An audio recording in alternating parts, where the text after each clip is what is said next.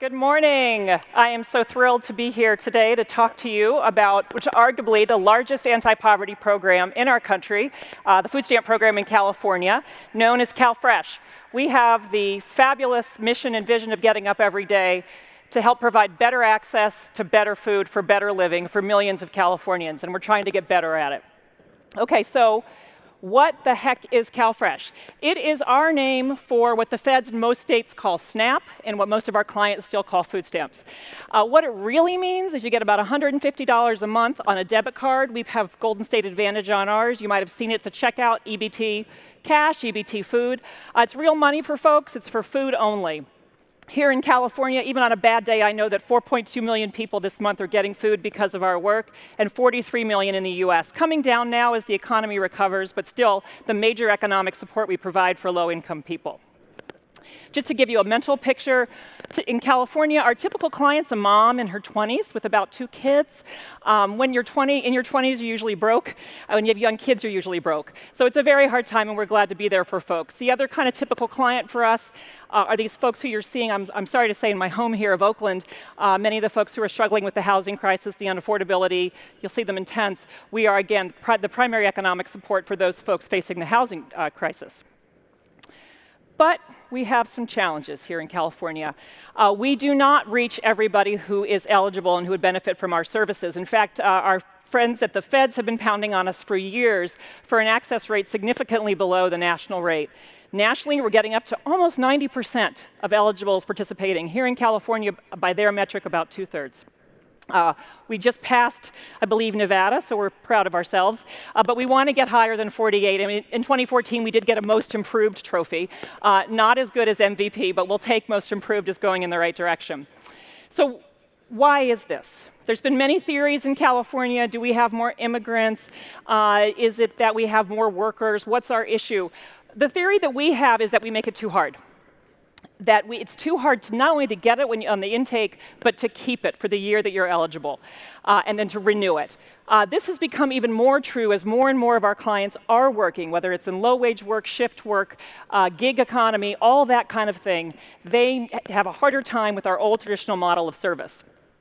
Also, as we've talked about all morning, other methods of customer service have changed dramatically. Whether you're at the library or your kid's school or your bank or your Amazon, the customer service expectations have changed for low and middle-wage people, and government hasn't kept up.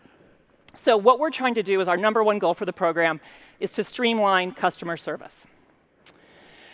Okay, the old customer service model, we relied on 2 things. Number one, mail. We love mail. We send out a lot of mail.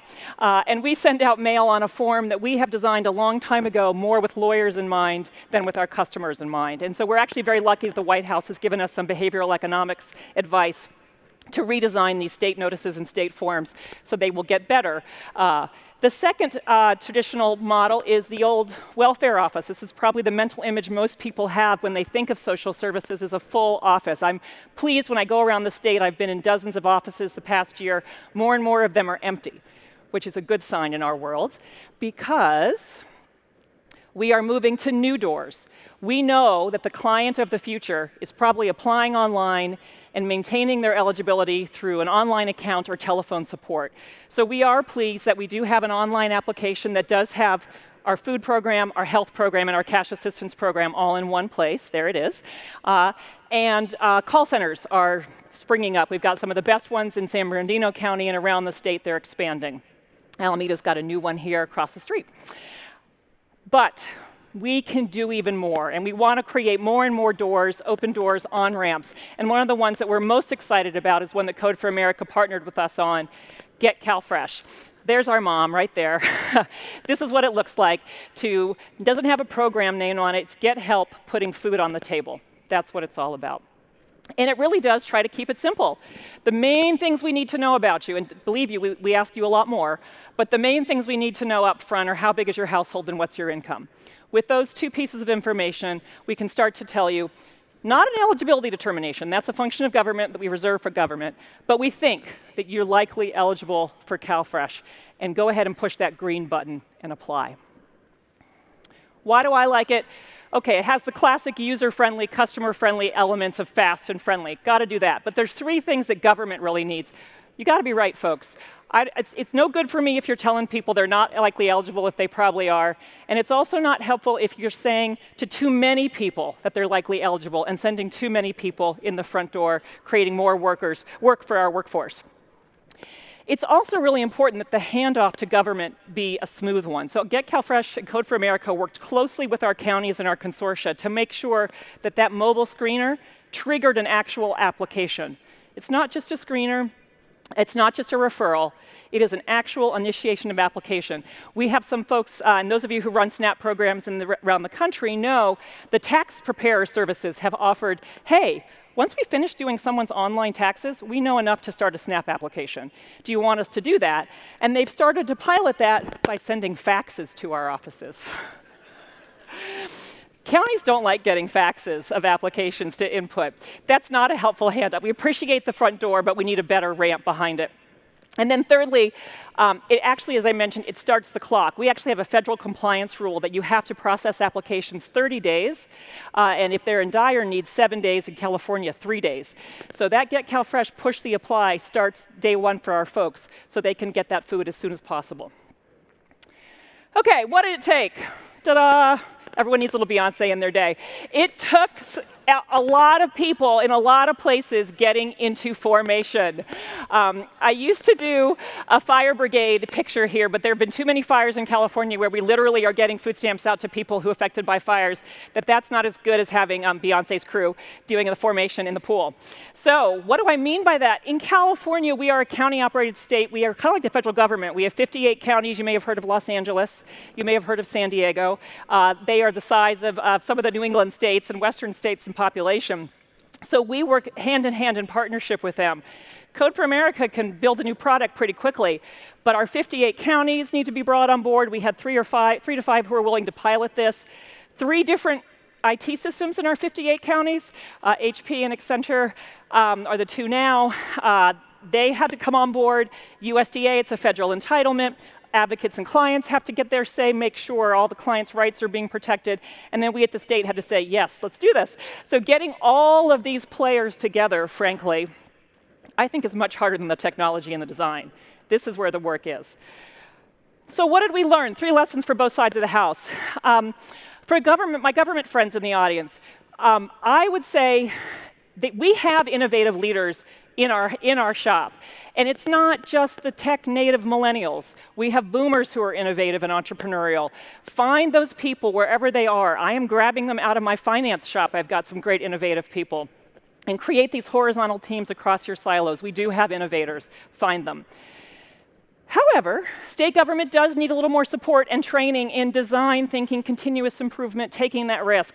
My folks really responded well to the challenge of the spaghetti and the marshmallow and the tape. Have you guys tried this? How big a tower can you build in 17 minutes? That notion of planning for the whole time and then building it and it tips over, as opposed to try it, was very powerful for them. And again, that point of the executive administrative staff had as much to contribute as the engineers and the lawyers was very important for my team. And thirdly, I'm not going to beat this too much. We all need to make procurement more agile, but I'll have to tell you, I'm feeling more hopeful about this after today than I have in a long time. And if the Cubs can force a Game 7 of the World Series, I figure anything is possible. All right. Okay, for my tech friends, we've talked about this too. This is another way of saying content matters. The same app that works in parks may not work for CalFresh and may not work for permitting. Content matters. I showed you the very simple GetCalFresh income and household, but it does also ask you if you're elderly, because we have different rules for seniors. It does also ask you if you're a college student, because we have different rules for college students. So that content does matter, that you come in and take the time to understand the policy and the programs that we're working under. Second, I'll tell you, the people who are on the table at government are a lot more diverse than the people who are on the table at technology. Men of color lead things in the government sector. Women of color lead things in the government sector. White women lead things. People with disabilities. We are the leaders of our sector, and we need you to partner with us in real collaborative ways. I urge you to invest in this, make this a priority for your training so that we can truly partner. And thirdly, Thirdly, echoing a point that's come on so far also, is we are not your charity project. We don't need to be saved. Please partner with us. Please partner with us. We have value to give you, and you have value to give us, and in that partnership is where the magic really happens. So GetCalFresh is just one example, but we have many, many more challenges. We are working hard to get more data, take the data we have, make it more usable with tools so that more of our counties can figure out what customer service innovation works, how do we replicate that training, how do we accelerate those victories? So it's not just a great project here in San Bernardino or a great project in San Francisco, but it's truly statewide, benefiting millions of Californians and hopefully millions of folks across the country. Thanks so much.